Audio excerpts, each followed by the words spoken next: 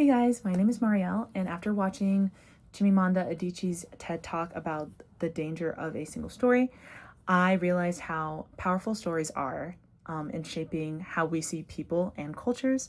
When Adichie talks about the dangers of a single story, she means that when we only hear one narrative about a group of people, we start to believe that single story represents the whole truth.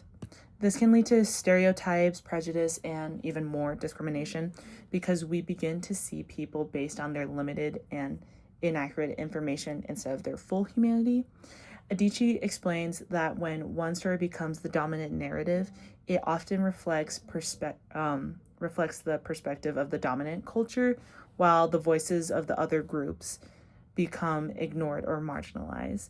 This can reinforce systems of racism and inequality because the systems of certain communities are not fully represented.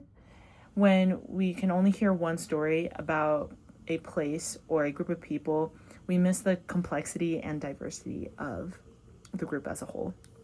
As a future 7th to ninth grade history teacher, understanding this idea is very important because social studies is quite literally about learning stories of people, cultures, and societies.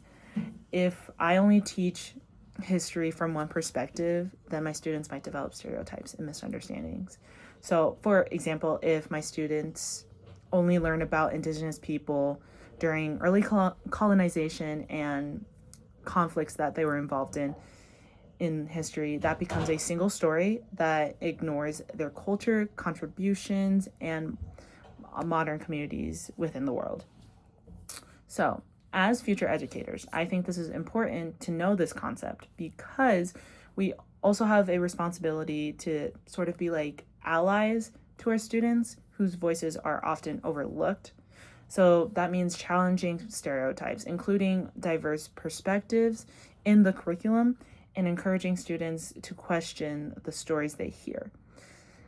I think social studies is one of the best subjects to do this because we examine multiple viewpoints in history and talk about how power or privilege can shape what we learn.